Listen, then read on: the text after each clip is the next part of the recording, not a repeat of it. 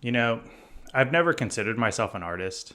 I still don't. But even after 20 plus years of drawing buildings for a living, if someone were to ask me, "Are you an artist?" I'd probably say no. But what I have learned, though, is how to draw in a way that expresses my ideas and my intentions and even my feelings clearly. And that's what architects actually do. So today, I want to show you how I draw like an architect. Not how you should draw necessarily, not the one right way, just how I do it and why it works for me. Here's the truth: most architects are probably not natural artists. Some are, maybe many are, and they always seem like wizards to me. But a lot of us, we just learn a system of drawing, a way of thinking out loud on paper. And in my case, I actually began architecture before CAD drafting was widespread.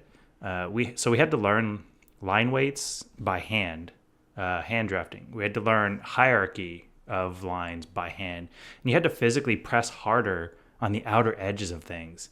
You had to consciously choose which line mattered the most. Nothing was automatic. And honestly, that kind of shaped everything about how I draw today. So I think one of the biggest misconceptions is that architects sketch because we like to draw, which may be the case. But in reality, the real reason is that drawing is the fastest way for us to think. If I try designing a building in my head, it just kind of swirls around up there. The moment I draw a few lines, the idea becomes real. It has shape, it has weight, it has limitations, it has possibilities. Sketching is design, but in its like rawest form. And you don't need to be an artist to use drawing in that way. I certainly wasn't. I remember sitting in studio watching the other students around me drawing these beautiful, like ornate perspectives. Meanwhile, I'm like basically drawing boxes and calling it a day. But over time, I learned that architecture drawing isn't about like impressing people. It's about communicating what you mean with as few lines as possible. Once I understood that, everything clicked. So a lot of people feel intimidated because they think they need like a whole designer toolkit, fancy pens, expensive paper, marker sets that cost more than a whole desk would. And then to be honest, you don't. Here's what I actually use: a Sharpie and a fine line pen, maybe a simple zero point 0.5 mechanical pencil, regular printer paper or trace paper, and maybe one or two neutral tone markers if I need like shadows or clarity of color. And that's it. Architectural drawing is a language. The pen is just an instrument. You don't need a $40 fountain pen just to say hello. So like I said, when I first started, we drafted everything by hand. And when you do that, you quickly learn something: that line weight is everything. Hierarchy in architecture isn't just a setting in CAD. It's something you choose deliberately. Here's a system I still use now when I sketch. So the outer silhouette, it's going to get the heaviest line. The primary edges might get a medium line. And your details, like your windows, your mullions, your railings, those will get the thinnest lines. This one concept will make your drawings look 10 times more architectural instantly. And honestly, using a Sharpie helps because it also forces confidence. I said earlier, I might use a mechanical pencil, but honestly, I tend to sketch and draw with pen because it forces you to commit. It doesn't let you fuss or erase or noodle around. It gives you confidence in the drawing, and it often looks better than being completely accurate. Now, I can't emphasize this part enough. Always start with just basic shapes. If I'm sketching a cabin, the first thing I draw isn't a window or the siding pattern, it's a box. Maybe two overlapping boxes, maybe a slanted roof plane, but architects start by thinking in massing. And this is one of the reasons you don't need to be an artist, because the foundational elements of architectural drawing are things that every human can draw. It's things that you probably learned in preschool: rectangles, circles, boxes, triangles, even simple shadows. From there, you can shave it off, you can carve it out, you can add on.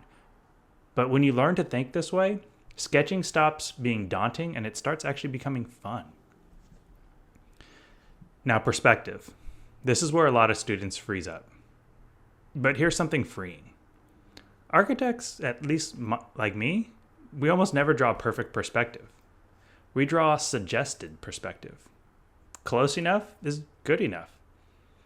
These are the only things you need to understand.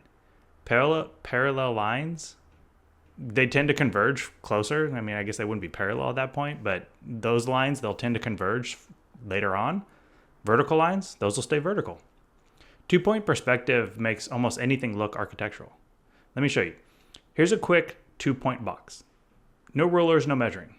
Now I add a roof, maybe a slight overhang. Now I'm going to add a few windows and a shadow on the ground. This hits your brain as a building. That's all it needs to do. Another thing that really helped me early on was learning how to shift between the 3 basic architectural views. The first view is going to be your plan view, top down. Think about it like you're cutting the building in half and you're looking down at it. This is great when you're thinking about flow, circulation, how the spaces relate to each other. It's almost like a map. The second type of view is going to be your elevation type of view. And it's like you're looking at the front of a building, but it's completely flat. This is going to help with your proportions, like how tall something is, how the windows line up, things like symmetry and rhythm. And then the last kind of main view is the perspective view. And this is where you kind of put those two together, and this is where the drawing starts to come to life. It becomes emotional, it feels spatial, atmospheric. And if I'm struggling with the design, I'll just often sketch all 3. A plan helps me solve the logic of the building. The elevation will help me solve the proportions and the structure. And the perspective is going to help me see how it actually feels. So here's a few shortcuts though. Every architect I know uses a little bit of shorthand. These are little tricks and habits that speed up the drawing and make it feel more like architecture. Some architects draw people as silhouettes or little blocky figures. Some draw trees as spirals or clouds. Some use one angled slash to indicate glass. There's a famous example, Le Corbusier. He drew a 6-foot-tall claw man and put it in all his drawings. This abstract, elongated human proportion system that he invented became his signature. And me? I have my carrot people. They look ridiculous, but they help me get scale. The scale figures tell the viewer this is a real space humans can occupy, which instantly makes the design much more relatable. And here's the part that you probably haven't figured out yet, is your style will happen to you. You don't choose it. You sketch enough and suddenly you notice that you draw roofs a certain way, that your windows always have a particular rhythm, that your trees always look like these messy little circles. And when you look back at old sketches, you'll go, oh, that's my style. The best way to develop a style is to stop worrying about having one. So when you're sketching, there's going to be some common mistakes that a lot of people make when they first start. So let's just go through a few and how to fix them. I've made every mistake possible, but here's the biggest ones. The first one is sort of feathering your lines. These little scratchy marks instead of one confident stroke. This shows us that you're not really sure how the line should go, so you're kind of taking your time to feather it out. The fix, draw from your shoulder, not from your wrist. That gives you more confidence that you're drawing a continuous straight line and you're not making these little feathery lines. The other mistake commonly is you start with your details. You start with your windows first, and then you add the massing later. Don't do that. Start with the shape, block it out, and then start adding the details afterwards. Another huge mistake, and sometimes I still do it, is starting too small. Tiny sketches make it so you can't really add the detail into it. They lead to like these cramped lines that start overlapping, and it's hard to read the building as a whole. So get in the instinct of I'm going to start drawing as big as possible. One of the main mistakes is that there's no line weight hierarchy. Everything's going to look flat.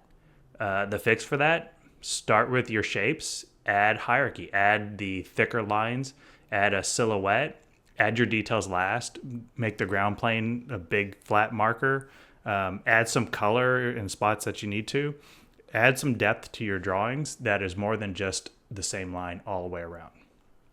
And the last common mistake, and sometimes I still make that, is trying to be too perfect as you go. Architectural drawings, they're messy until like the last few strokes, and all of a sudden it comes together. When you have the right hierarchy and you have the right coloring and the right detailing, those stray lines that were wrong suddenly disappear and everything just kind of comes together. So the biggest fix for this is just accept the chaos. Embrace it. Because at the end of the day, you know the drawing's eventually going to come together.